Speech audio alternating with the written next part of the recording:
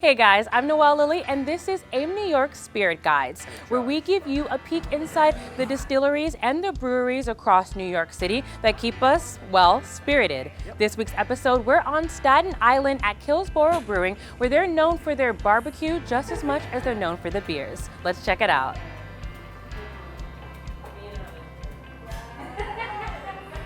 I'm here with Vincent Lima, who is the co-founder and general manager here at Kills Boro. Vincent, you were telling me that a lot has changed since you guys first opened, and you've been here since day one. Yes. We've been at this location for 10 years now.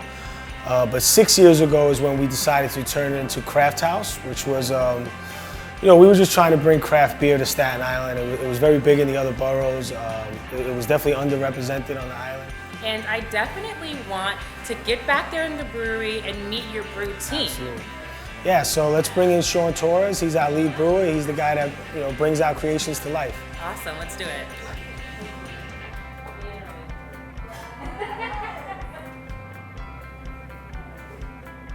These are some of the favorites here. Tell me about this one. So that's our cream ale that we called Hype Man. That beer is basically our lager replacement. Lagers generally are more clean, crisp, easier drinking. Not that ales can't be, and that's why the cream ale is so important for us, because we feel like we've made a very crisp, clean ale that emulates the same experience as a lager. People that consider themselves not beer drinkers haven't found the beer that they like yet.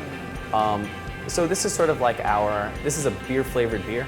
It's tastes like the beers that you know, but might be, a little bit more rich. That flaked corn adds a hint of sweetness that people tend to like, and it's a crisp finish, so it's easy drinking, and it's a good beer to start with before entering the relationship. You got to find the right one. Exactly.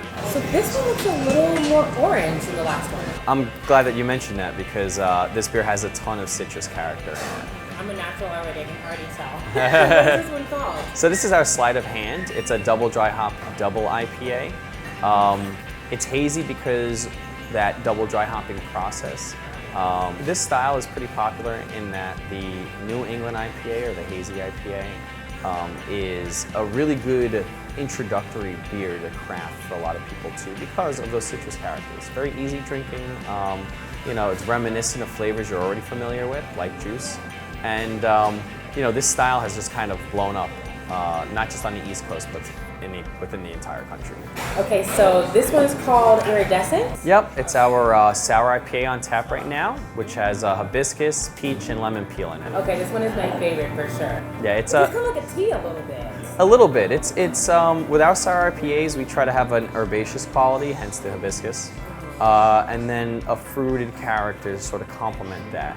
We do a lot of juggling with our brew schedule, but most of the times the seasonal beers are dictated based off of what's available.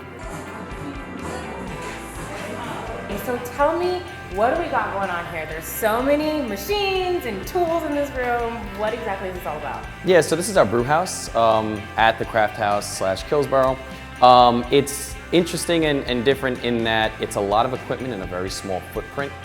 We put a 10-barrel brewery in a 660 square foot space, which is tight for most production breweries. And yeah, this is where we make the magic happen. So I'm not going to touch any of the knobs here, but tell me, what is the kettle, what's the mash tun, what happens up here? Sure, yeah, so this is our control panel on the brew deck. This basically allows us to control both these vessels when we're brewing. It's a lot of moving liquid around. So with the mash tun here, it actually has an extra component called a mash rake, which allows us to mix the mash, and I'll just turn it on for you so you can see. Those rakes right there spin and actually mix the mash as we're doughing in, which is introducing the grain to the hot water. Now we are on the cold side, right? Yep.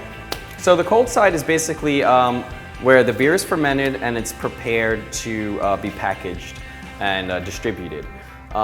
Fermentation, you have a lot of stuff that you don't want to get into the final product. So what we do is we'll cold crash here. All of that yeast and other trub, we call it, drops to the bottom of the cone. And we use this racking arm here to move just clear beer to our conditioning tanks. We do have, in addition to these 20-barrel tanks, we have what we call our fun tanks. They're small 1-barrel tanks where we get to experiment with new flavors, new styles, and really see, you know, what innovations and new beers we want to kind of release to market. We went into this totally as a fun thing. I mean, we brew what we want. We start out brewing what we want for the tap room, which is very free for us. We're able to make anything we want, and then it kind of snowballed into where other bars wanted our beer, and luckily we got into distribution, so now we're distributing all over the city. But yeah, it started out just where, you know, we were doing it for ourselves. So I think that freedom of, it was less of a business thing and more of a hobby, fun thing to start, and then it developed into more of a business. So I think that freedom of being able to do what you want is what makes us different. Well, guys, we hope you enjoyed this trip onto Staten Island. You can come on down, check out these drinks, and as always, don't forget to like and subscribe our YouTube channel to find out more about the distilleries and breweries across New York City that keep us spirited. For now, I'm Noëlle LIlley with AM New York, and this is Sprit Guides, and we'll catch you next time.